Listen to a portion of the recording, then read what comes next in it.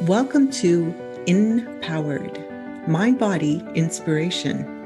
The mind is the map to wholeness, wellness, health. The heart is the key to genius and inspiration. Join me and my guests as we explore how to release and rewire into who you truly are, unique, whole, and empowered. Please like, share, and subscribe. Spiral up, spiral out. Hello, everyone. Today we have Laura Di Franco. Laura is the CEO of Brave Healer Productions, where they publish world-changing wellness books. She has 3 decades of expertise in holistic physical therapy, a 3rd-degree black belt, and 20 books and counting. She has a clear preference for everything badass, is a recovering good girl, has healed herself with joy. Her most recent book, How to Have Fun with Your Fear, says it all. Let's run with this fear to fun, badass, heart-centered writer who says writing heals the teller and heals the receiver. She encourages everyone to share their message because everyone has a unique and important message to share. Let's see how this spirals out. Welcome, Laura. Thank you. Thanks for having me today. Yes, so excited. So, big question. Do you remember the day that you turned from good girl to badass? Oh, the answers I could give you. There are many moments. I love to think about the defining moments in my life. It's a great question. There was a year when I was married still and made a big fat decision not to accompany my then husband and kids to my in-laws' home for the holidays. So I actually wrote a blog about vetoing Christmas that year. And it was terrifying to make that decision, especially because my kids were going and I was basically saying, no, I'm not going to go. You guys are going to have to leave me alone this year. But I was prioritizing my own self-care and healing that year. And when I think back to decisions that I've had to make like that, I am happy that I didn't just cave and go.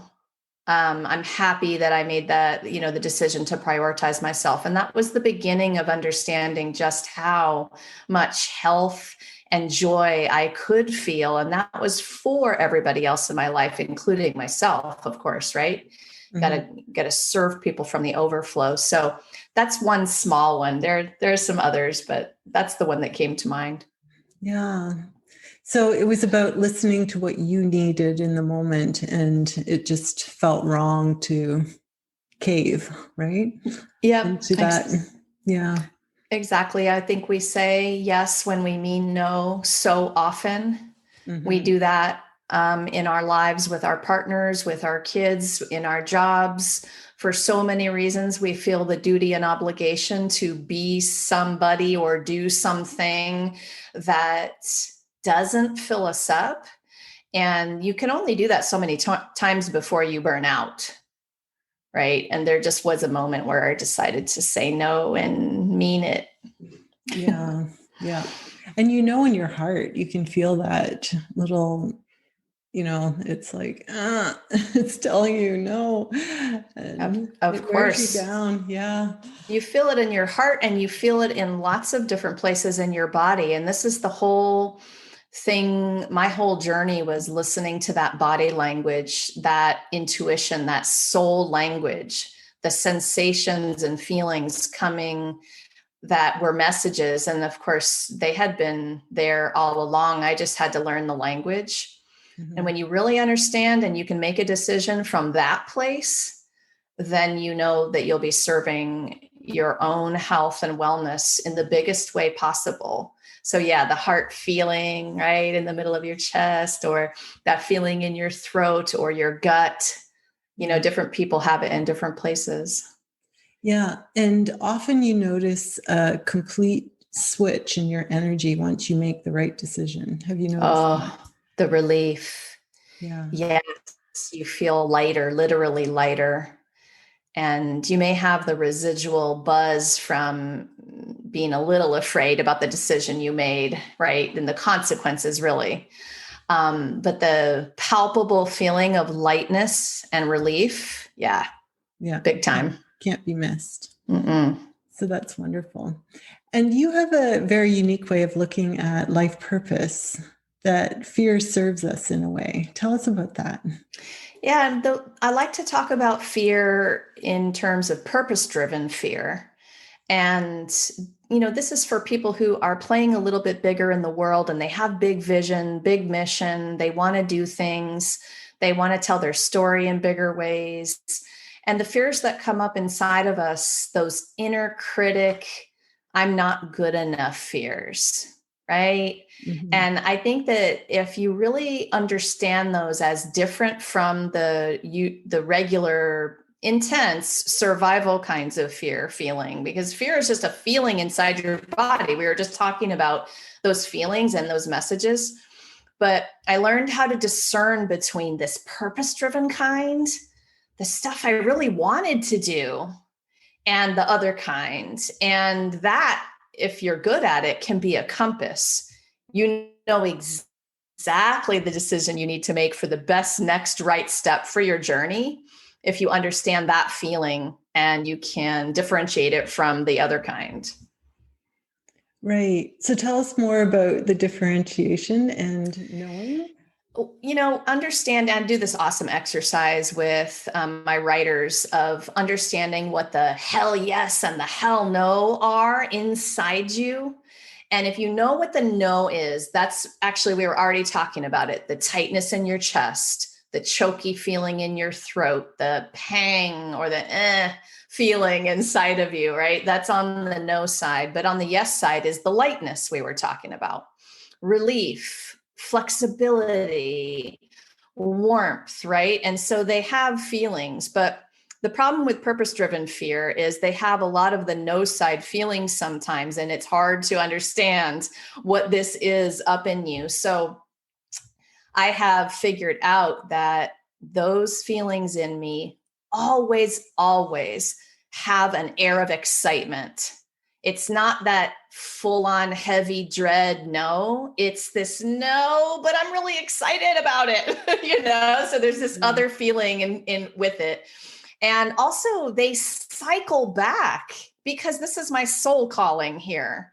So my soul is not going to let me get away with not going for this thing it knows I really, really want. So that purpose-driven fear and whatever it is I want to do or say or create, the universe has a way of sort of bringing it right back around in my face. And that's another way I know. It's like, oh, here it is again. Okay, I guess I got to do something about this now.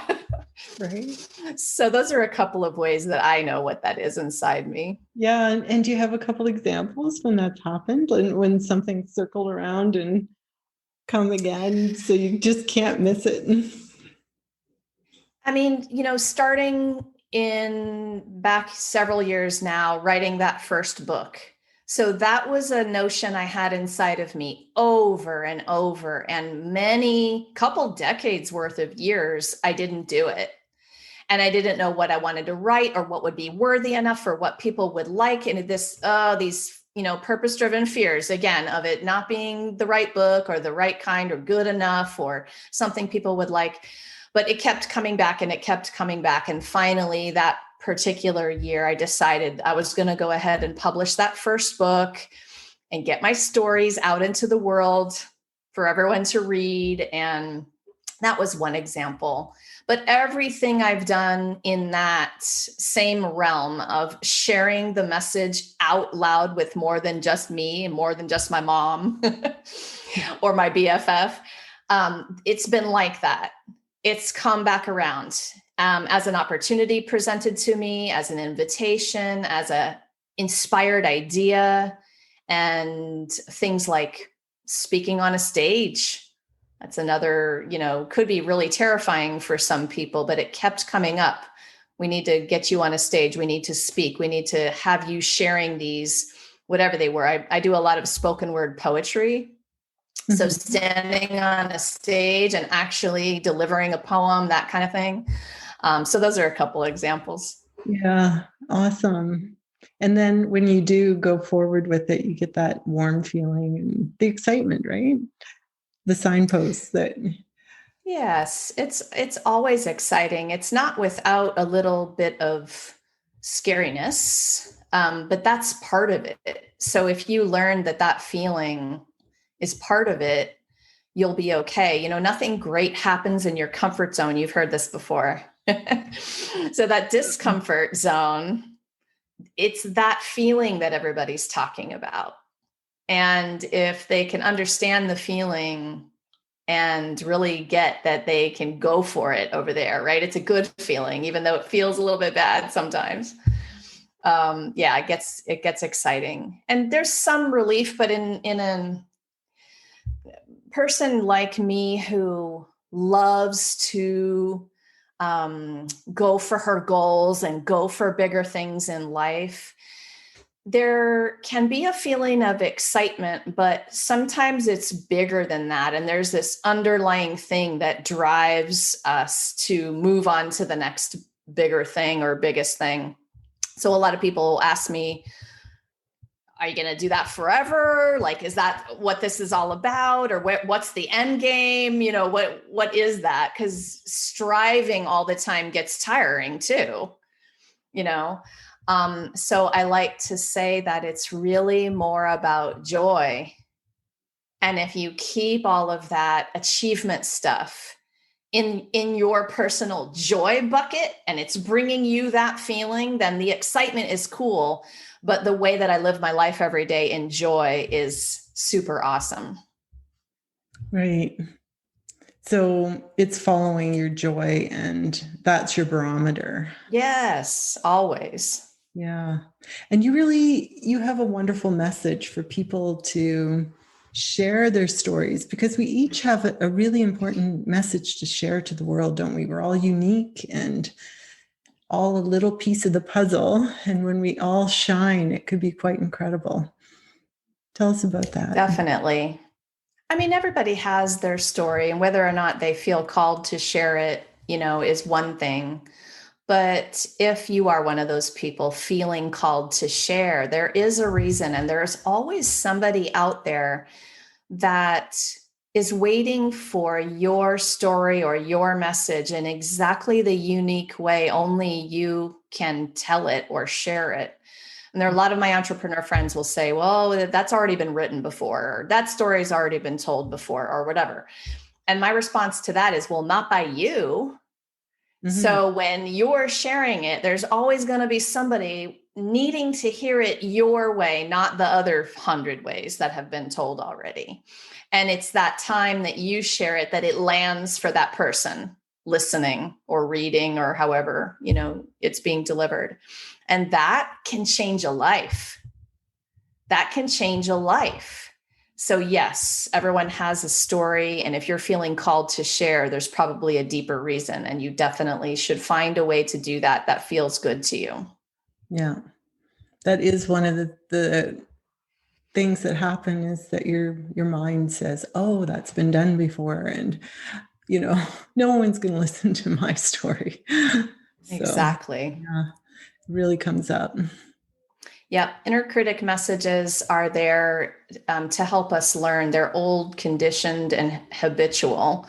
And it's the kind of awareness I call the ninja moves. Like when you have some ninja moves on your own inner critic BS, that can be a life-changing moment for you, because you recognize it coming up and you're like, I talked to it. So I named her Martha. I'm like, Martha, I've heard this before. Like, I appreciate that you're trying to protect me or whatever, but I'm good. I got this. And so I use that kind of awareness of that voice. And I step back a little bit and I have a conversation with her, because she's just scared and she's trying to protect me or whatever. But I try to stand in my now warrior woman and grab her hand and be like, all right, we got this. Like, we can do this together, Yeah. I love that ninja moves. It's the sideways move around around the hurdle. That's great. Any It others? takes them. Yeah. Any other tips getting around that? Well, it takes some practice. So awareness is a practice that will serve you for a lifetime. And the ninja moves are just a level of awareness that you have of your own thoughts.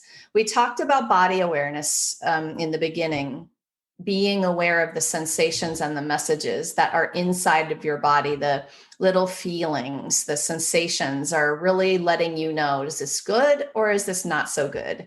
Helping you be clear about the steps. But the other kind of awareness is being very, very aware of your thoughts, which ones are serving you and which ones are limiting you.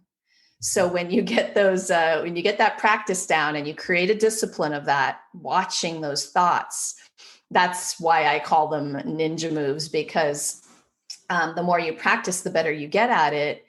And instead of being paralyzed for days about this thought you have in your head that something isn't good enough, or it's bad, or you're being bad, or whatever, what if in the moment of thinking of it, you could take the breath, notice that repetitive thought limiting you, and be like, not today. And that it would take seconds instead of days. It would take seconds instead of weeks or months. So some people get stuck in those thoughts, right? Mm-hmm. And I kind of turned it around for myself, because at some point I realized when I was sharing, I was helping people. When I was stuck and paralyzed in those thoughts, I was not helping people. I wasn't writing, I wasn't creating, I wasn't out there helping other people. I was just stuck in myself. And I would have these conversations with myself that would go something like, Laura, stop that. Like, what are you doing? This isn't about you anymore. Your fear of not good enough is boring. Like, go share and help somebody. And then I would turn around and I would do it quickly. I would go sit at my computer and write a blog or do something that would help somebody else. And so that's really, really saved me in my own head. Yeah, I know. My trick is to say, well, let's just get started. You can stop at any time. And, let's at least move in the right direction that is right now, right? Right? Exactly right. Yeah. But yeah, you can get so stuck. And I find that if you are helping others, it pulls you out of this self-absorption and, depression in a way. Like when you're the saddest or the most stuck is the time you should do these things. That's exactly right. And sometimes I need to do a step before I jump to the helping somebody else or writing that blog or doing that great thing. Sometimes I am so stuck or feeling so bad, like you were saying, that I need to pull out one of my other tools, and I'll put those in the self-care bucket. Sometimes I need to take a walk in the woods. Sometimes I need to blast some awesome music. Sometimes I need to exercise, literally just move my body so that I know I can shift the energy. And sometimes it's as easy as 5 minutes of breath work. And some days it's not so easy. And I need other tools to kind of move me out of that stuck phase. So in that toolkit of mine, I have a lot of different things. And one of the best things I've done is actually make written lists of these tools and put them up in front of my face in different places in my house and my office, so that if I'm having one of those days, I'm giving myself the reminders like, oh, yep, there's the list. Okay, pick something off of it and go do it, right? Because the more you sit and overthink, the worse it gets.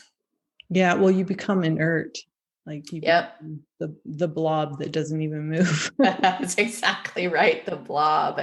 And it's heavy and it's not a good place to be. And the thoughts, the ruminating thoughts work on themselves and get worse. And it just is not a place, to be stuck for very long. I don't mean to make it sound easy, because some days it's not easy. Mm-hmm. But I do want to encourage people to understand that when you have a practice, and I'll even say discipline again, of the awareness, then you get choices, and this does get easier and more, you can more quickly move out of it. But you have to practice and you have to start somewhere. So if you can't jump from sad to joy, how about just get that teeter totter to level out and go neutral with a breath? You don't have to be happy, but what about just in the moment with your breathing, right? And that seems like a less of a leap. And then maybe from that middle place, you can move on to inching toward the joy. Yeah. I talk to my own patients about that a lot, about just moving to neutral rather than constantly ruminating on the negative. Just stop and move to neutral, because then you can have choice to move into something else. Exactly. Powerful tool. Mm-hmm. So you have a black belt, and you say things like the discipline and that kind of thing. Do you think that, like, I find that some of the tools we've honed over time really serve us? And is that one that you draw on from deep within? Because it takes discipline, and you've always moved your body and made efforts in that way. Just tell us about that. Oh, there's so much there. I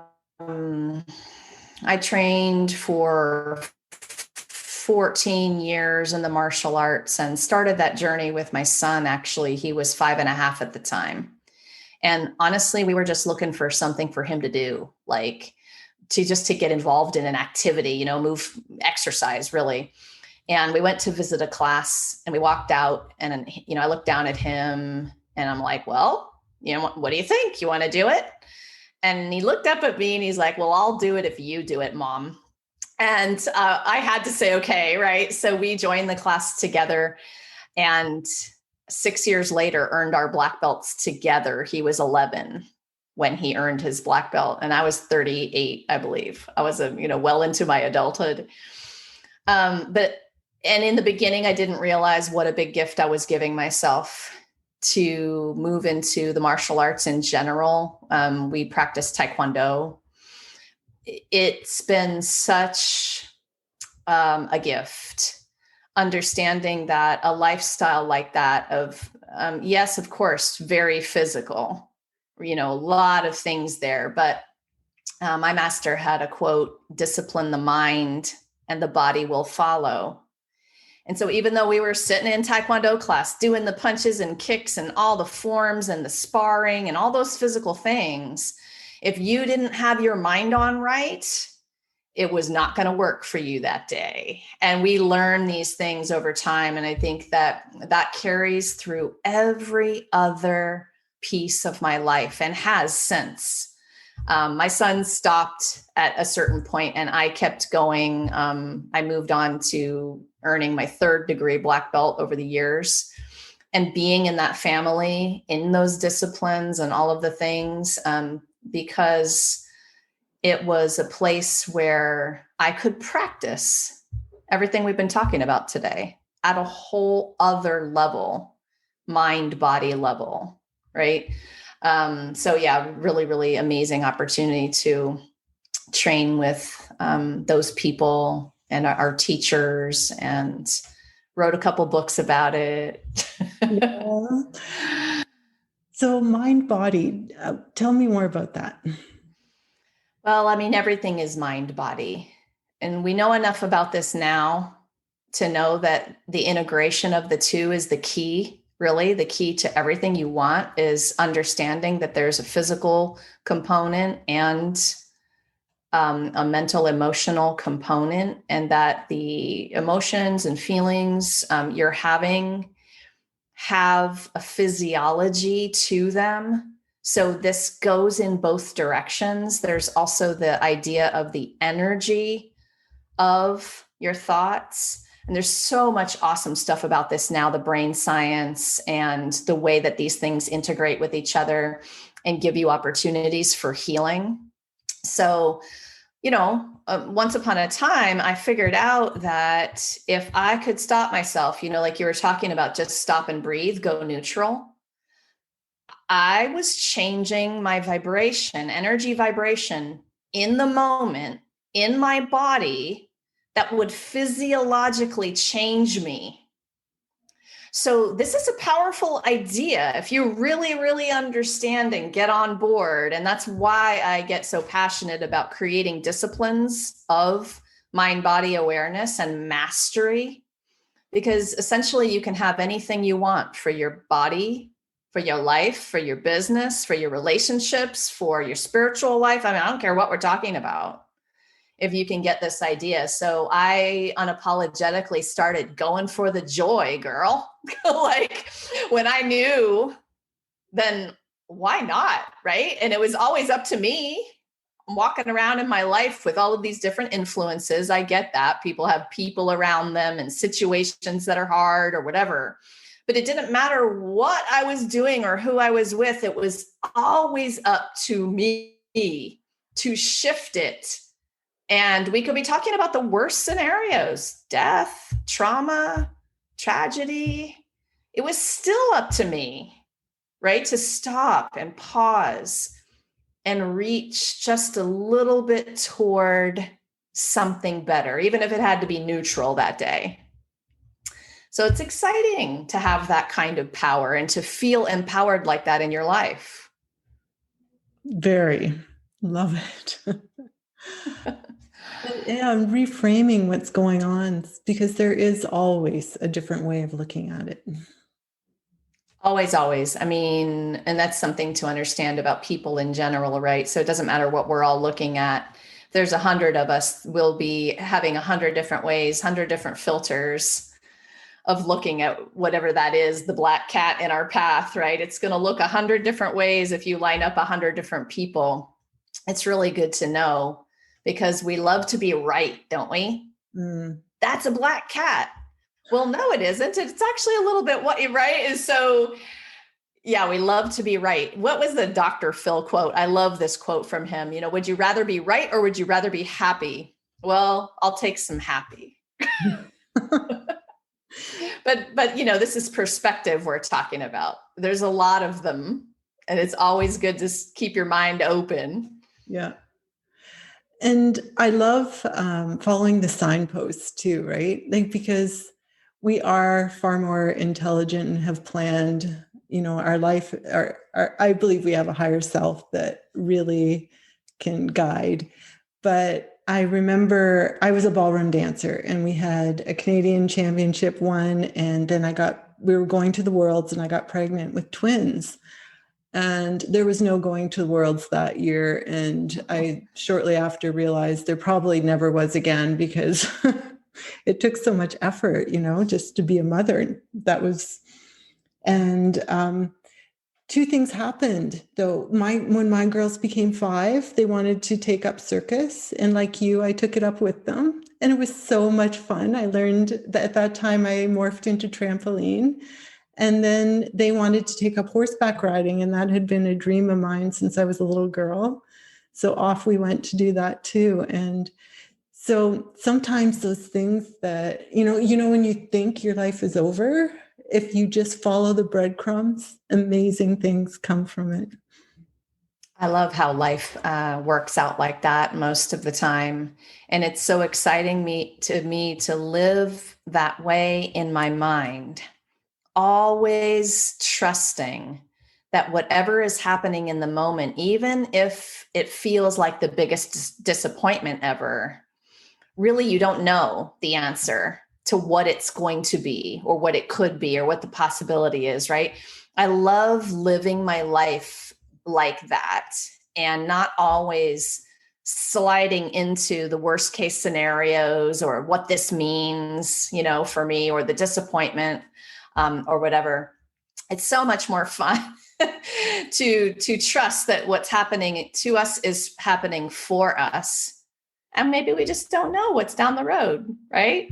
Yeah, it could be far more exciting than what we thought we had planned. Definitely. Yeah. I've always been an athlete and have exercised and done things my entire life. I was a collegiate soccer player. I moved on to running and marathon running before I had children. Of course, the children tend to change things in your body and your schedule. But the marathon running, the running, long distance running was kind of like a part of me. It was my identity. I loved being able to do that long distance, felt in the best shape of my life when I did it, all the good things. And after I had my kiddo, the first kiddo, I had some birth trauma, physical for me, that changed everything. And I couldn't run. It was painful. And I was so stuck in my head for so long about what will I do if I can't ever run again. And then he turned 5. We sought out martial arts, and 14 years later, I'm here talking to you about my 3rd degree black belt, right?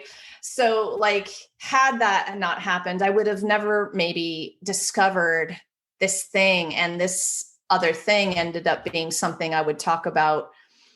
I thought I was in shape when I was a marathoner, Yeah. but martial arts, oh boy. And, dancing is very, very similar. Being able to dance like that, using your entire body and all the different varied ways you have to use it, and your brain for the steps and the moves and all the stuff, right? So I love that I found something that took me even further.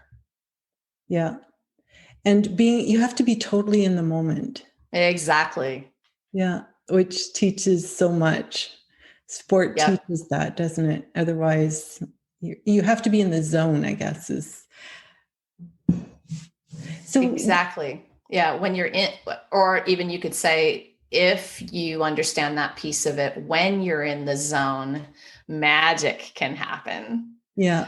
So of course we can be out of the zone and, feel the repercussions of that when we're dancing or doing kicks or whatever we're doing, but being in the zone and experiencing what that's like is phenomenal.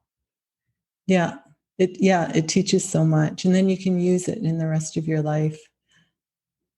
Yeah. So, yeah. And perfectionism, that's something you overcame as well. I think that's what you were talking about at the very beginning, but can you tell us a bit more about that?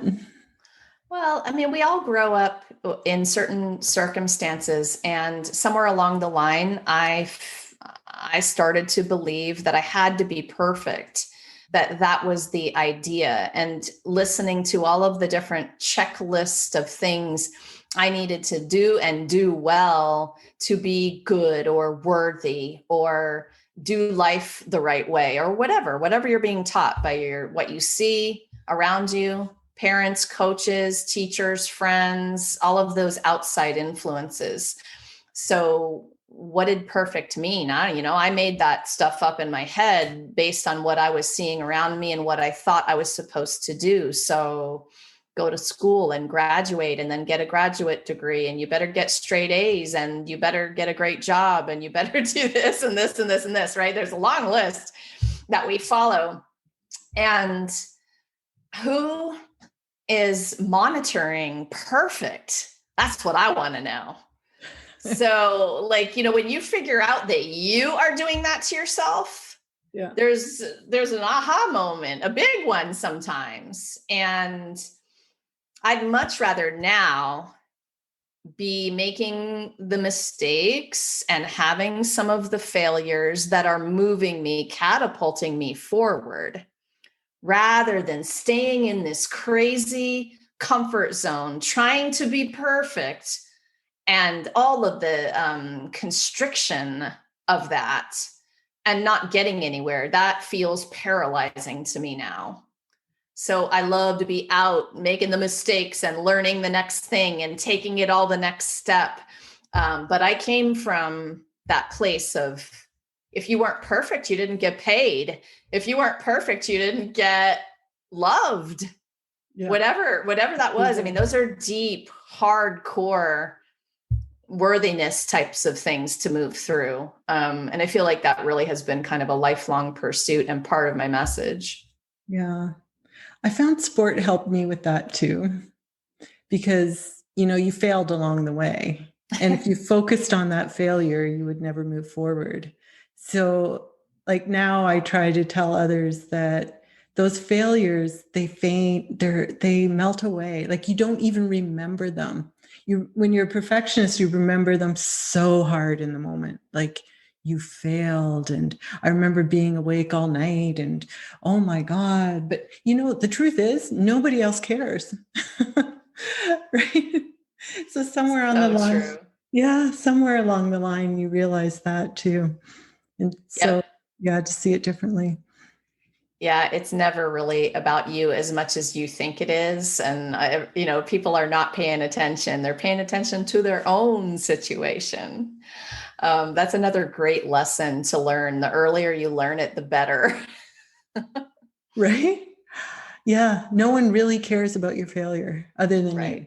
Yep. And then it will depend on how you reframe it. Exactly.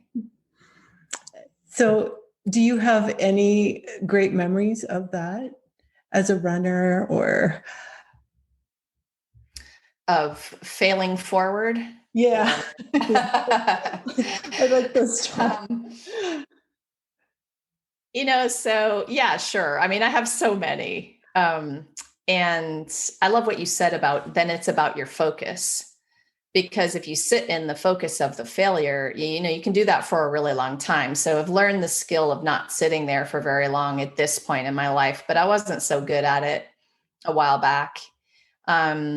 Marathon, the goal to run my first marathon was big, and I did so many months of training to get my body ready to be able to make that achievement. And the first year that I ran it was here in the DC area, the Marine Corps Marathon. And I didn't finish. My worst case scenario came true. I had to get on the bus and ride the bus back to the start. Oh. And I can't remember what mile it was. It was far into it. I had a shooting horrible pain in my knee. So I tried to walk and it wasn't happening. Like it just wasn't happening. So I had to board the bus and I had to chalk it up to next time, right? Which for me would be a whole year later. So one of those experiences, I could have decided not to do it again. But I decided to do it again. And then I decided to do it a third time. And the second one I finished. It took me a long time, but I finished. And then the third one, I beat my time from the second one by a little, right? So if you can watch yourself making the progress of that, I think the entire thing ends up being more of the success. Yeah. But if I had gotten stuck in that fail, yeah, I would have never experienced that bigger picture. Yeah. So I think about that a lot. Like, okay, what have you failed in, but that you just need to try again? You need to learn from and do it better next time. Yeah. And I think that's a massive life lesson. Huge. So yeah, and knees are interesting, eh? They almost stopped me from competing in a major event too, where my knees just gave out. And I remember I had Louise Hay's book with me and looked at what do knees mean. And it was about you're worried about what other people will think. Go figure. So fortunately, it's funny once you see it, and because, well, ballroom dancing, you're being judged at every second, right? So it's like magnified. But did you have that experience, do you think, like as a runner? Like, oh, I mean, when we make that, whatever that activity is we're doing part of our identity, that's part of the problem. So I can see it now, and of course talk to you about it now. I could not have talked to you about it back then. I didn't know that I was doing that to myself. So yeah, of course. And I can think of a couple other ones in my Taekwondo years where, weirdly enough, my knee, right? So yes. And even more so there because we go to do exams for a promotion of our belt. and you are being watched, you're being judged, you're being, right? It's all of that. And it's not just the teachers, the master, but it's also your comrades. And you are also trying to hold yourself accountable to all of the things you tell yourself you want. And it's so much. We put so much pressure on ourselves, right? So yes. And I spent too much of my life worried about what everyone else thinks. And so now I'm headed into the freedom of taking into consideration the close circle around me of people who I really truly honor their opinion and want it, and everyone else. And so that's been a game changer for me, really understanding who I'm trusting into my inner circle. And I value their opinion and I ask for it, right, on purpose, because I trust them as a person, as an aware person who cares about me. Mm-hmm. But all the rest of the people in the world, right? Everyone else watching you, judging you. And it's not like if that happens, it's when that happens. I had to leave all of that behind me. Yeah. Well, in even trusting someone else's opinion, like to actually ask, is a huge step too, isn't it? Because It might not be what we want to hear. Right. And in the end, learning, so figuring out, I think we can beat up on ourselves quite a bit, especially those of us who are in the healing profession, and we've really taken the responsibility of doing the inner work. We do a lot of it. And so we're always wondering, what part of that is me and what part of that is them? And what should I take in and what should I leave? And sometimes we can be guilty of trusting too many other people besides ourselves and not really fully listening all the way back to the beginning of our talk today, to that body message. Is this going to be good for you? Can you feel it inside of you?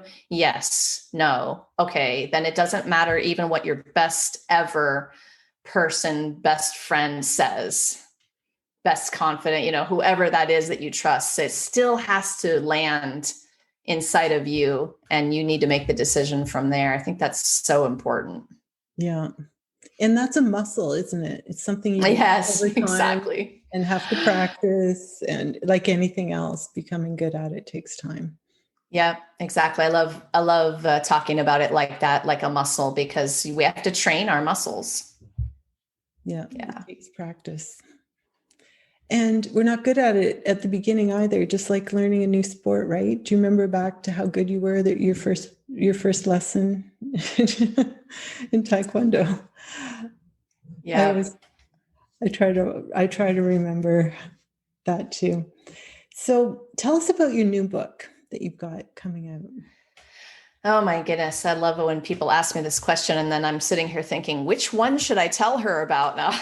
the biggest one. I know. Oh my gosh. I've been a publishing machine, and it's been so exciting in the last year, but the big new one is called How to Have Fun with Your Fear, and share your brave words and change the world. So this is a book that combines all of the different kinds of tools I've used and some of the ones we've been talking about today, with some authentic stories, poems. I have a lot of things in this book. There's a chapter with 136 different affirmations. There's written exercises that people can play with, but I wanted to give people the tool book. And there have been books written about fear science and what goes on in the brain and all of that stuff. And while that's really fun, I really wanted people to have an experience with the different exercises to move through their own purpose-driven fears. So, I can't wait to share this book. Thank you for asking. Yeah, that's awesome. Really exciting. And how do people find you? How do they reach out to you? Well, you guys can come on over to bravehealer.com. It's also my name, so lauradifranco.com works as well. And you can contact me through the website. You can find me on Facebook and LinkedIn and Instagram, all the usual places. Brave Healer Productions is my business name. And I can't wait to chat with you guys, especially if you have questions about getting your brave words out into the world in a bigger way. Yeah, and I think you have a program that people can take to, if they're interested in writing. Definitely. Yeah. There's the one that's coming up that's timed the best for our discussion today is, if you really know that you've got that book inside of you, I'm going to do the 3-month Brave book writing program starting in May. And so that's coming up pretty soon. And then there'll be another opportunity to take that program in sort of the late fall, winter time as well. Lovely. Thank you. Yeah. And do you give some tips on how to actually get published and all of that? For sure. The book writing program and all of my programs when it comes to writing is I'm going to pay forward all of the knowledge and all of the different tools and tips and strategies. So even though the goal is to get that first draft written, I will be teaching about what to do in terms of self-publishing, launching your book, marketing your book, all of the things. And it's really fun for me to share with you guys really some of the mistakes I made in the beginning to try to avoid them for you and get you moving a little bit better and faster with your book. Right. I think it would be fun and invaluable. Just awesome. Thank you, Laura, for being here today and for sharing so much wisdom with us. Thank you so much. I really appreciate you bringing me on and just letting me share the message. I also appreciate the conversation. This right here is sharing brave words. And so you're part of the revolution. Thank you. Thanks, hon. And for everyone out there, don't forget, don't give away your power to anyone else. Be the master of your own life. Spiral up, spiral out.